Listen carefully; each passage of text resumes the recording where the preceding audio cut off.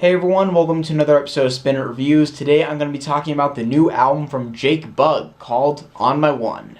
Bugg is a folk rock singer-songwriter who first got big in around 2012 off his debut album that he put out at just 19 and got some hugely buzzed singles like Lightning Bolt, Two Fingers, and like with a lot of his stuff, this was a lot bigger in the UK where he's from than here, but the rotation going on with certain alternative radio stations definitely piqued my interest. Between the simple, folksy presentation, the kind of sly wit in the lyrics, and the distinctly high nasally voice that admittedly is kind of a lover or hated trait of his, the 60s Bob Dylan comparisons were inevitable, but no less justified in my opinion. That said, this was in 2012 to 13 when the US charts were in the middle of that brief acoustic revival led by acts like Mumford & Sons, Lumineers, but if I had to compare those three acts, I'd say Jake's career has aged the most gracefully of any of them. The quick follow-up to that, 2013's Shangri-La, to me was that perfect next step.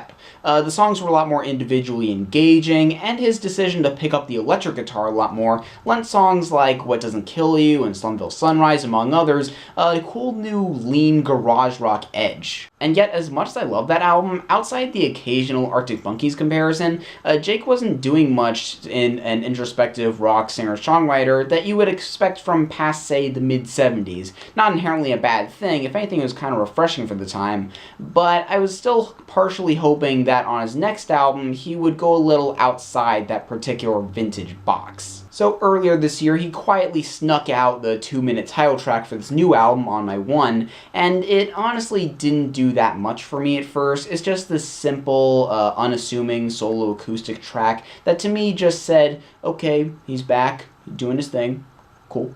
But I'm sure that was to catch fans off guard for the bombshell of a single that was Gimme the Love, trading that demure singer-songwriter image for this dark, stylized atmosphere with jagged electric guitars cutting into the mix, and these faster cadences and frenetic breakbeat drums that honestly wouldn't feel out of place next to some, like, By the Way era Red Hot Chili Peppers, or even the last 21 Pilots album. Needless to say, this was a little controversial for the audience Jake's cultivated over the last few years, aka that same crowd that thinks any use of electronics in any context automatically makes you a sellout in an era 35 years removed from New Wave, but that's another rant for another day. So now we have this new album, On My One, and one thing's for sure, it definitely lives up to the unpredictability of its singles. Now what stuck out to me looking into this thing was how true to the title solitary the process was.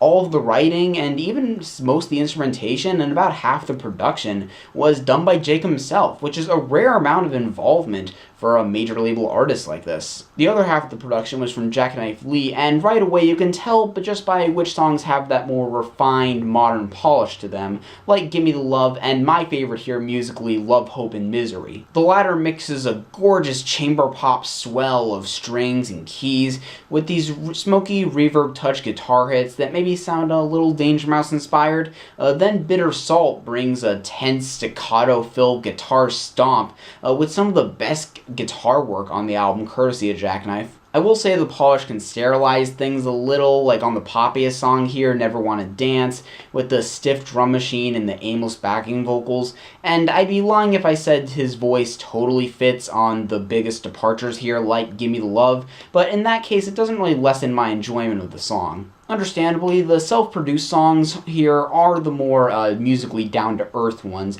without much more than an acoustic guitar and a rhythm section, and he actually does a good job sonically with that more familiar vintage style, especially on the song Livin Up Country, which brings in that nice southern flair and the extra guitar layers that complements the upbeat, cheery vibe of the song really well. Of course, this also includes the two most inessential songs here, in my opinion, Put Out the Fire and the really underwhelming closer, Hold On You.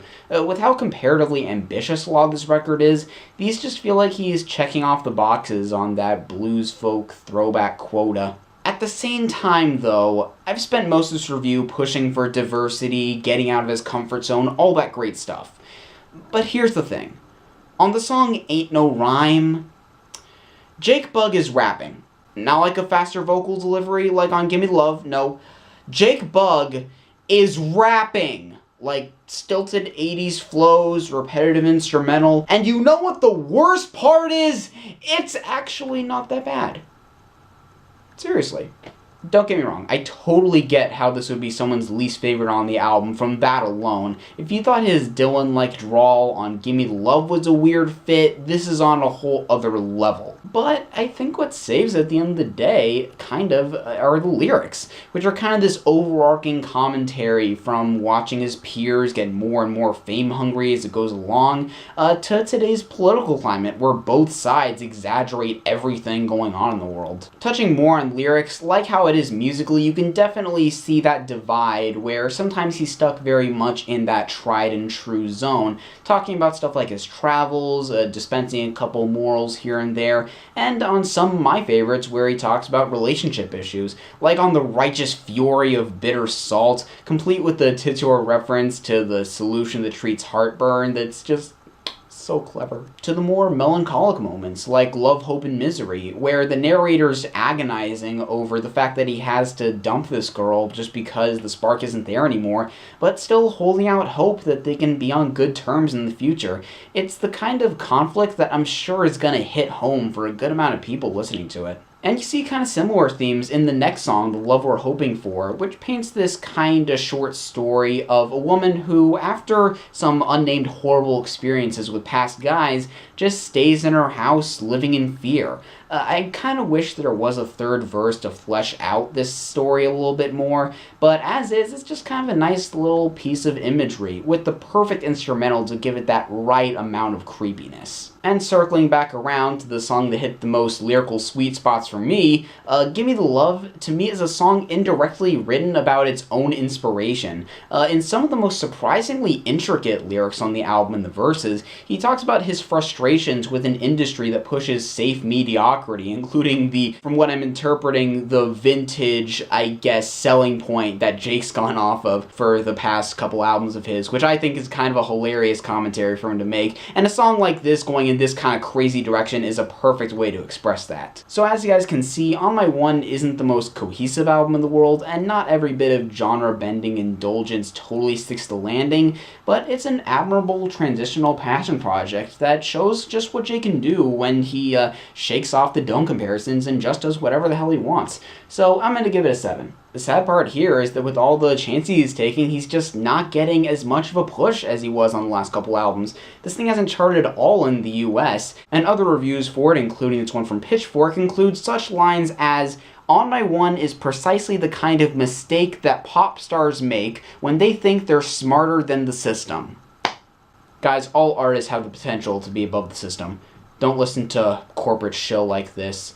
Just pick this record up and judge for yourself. So if you guys have given this record a listen, I'm curious what you think about it. Do you agree with what I say here? Do you disagree? Have any feedback about my channel in general? Let me know in the comments down below. Share this around with anyone who might be interested. Follow me on Twitter for more updates. And hopefully I'll see you in the next episode of Spin It Reviews. Bye.